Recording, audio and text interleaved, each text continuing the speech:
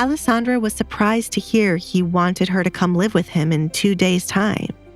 She'd asked to come live with him while they were in her bedroom, only to be rejected. And now he was saying yes. She could not figure out what Edgar was thinking. What? Desmond asked in belief. It was not in the plan for Alessandra to go live with Edgar. If she did that, there was no way for Kate to be able to interact with him, as Edgar won't casually visit their home. I don't think that's a good idea. What will the people say? It's not the first time a woman has stayed with her future husband until the wedding, and it will not be the last. There is a lot to be planned, and many dinners for Alessandra to attend. I would rather have her next to me than the back and forth. It is nothing to discuss, as it is final, said Edgar.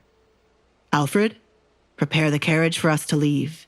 This house is starting to irritate me, Edgar muttered as he started to feel uncomfortable. His hate for the Baron's house did not decrease. Come see me out, he told Alessandra. Excuse me, Father, Alessandra said, stepping up from her seat to walk with the Duke. She held on to Edgar's hand, walking side by side as they followed the butler out while leaving her father in a panic. You can finally breathe now, Edgar said when they got outside, away from prying eyes. Alessandra stumbled as she stepped outside the home and would have fallen if not for Edgar holding on to her. I can't believe I just did that. Her knees had suddenly gone weak as what she did dawned on her. I enjoyed the show, Alessandra. Finally, some good entertainment in the Baron's home. I'd bet it felt really good to speak to them like that, said Edgar. Alessandra's fire had only started to burn, and he would shield her from anyone looking to put it out. He saw something in her today that no one else did. The town had no idea what was coming their way.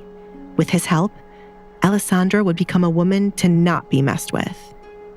It did feel good. I am used to making up these kinds of scenarios in my head, and now it has finally happened.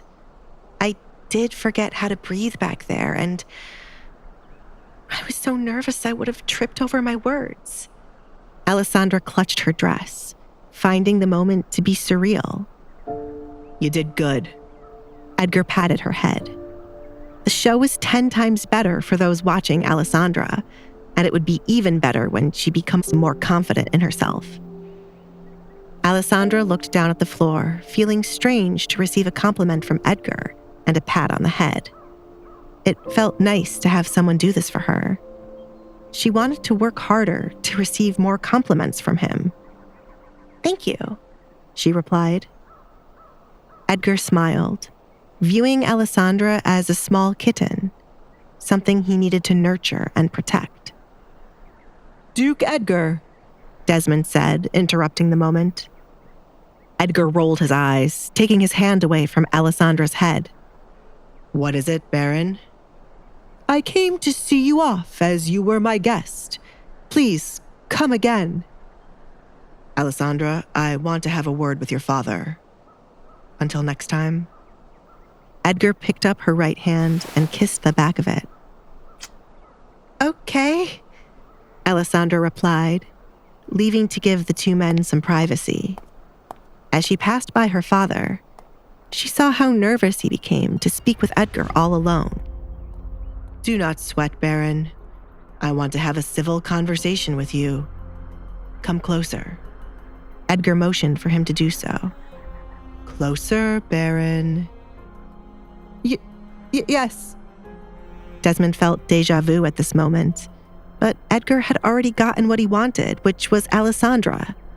Therefore, there was no need for him to be attacked again. Edgar, wait, he exclaimed as Edgar's hand grabbed hold of his slender neck. One strand out of place.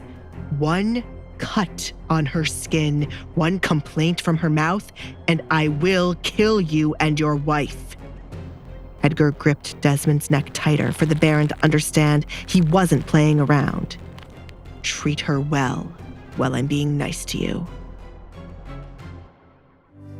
Hey, I'm Alessandra. If you're wondering what happens next, download the Pocket FM app now and listen to the exciting episodes of The Duke's Masked Bride.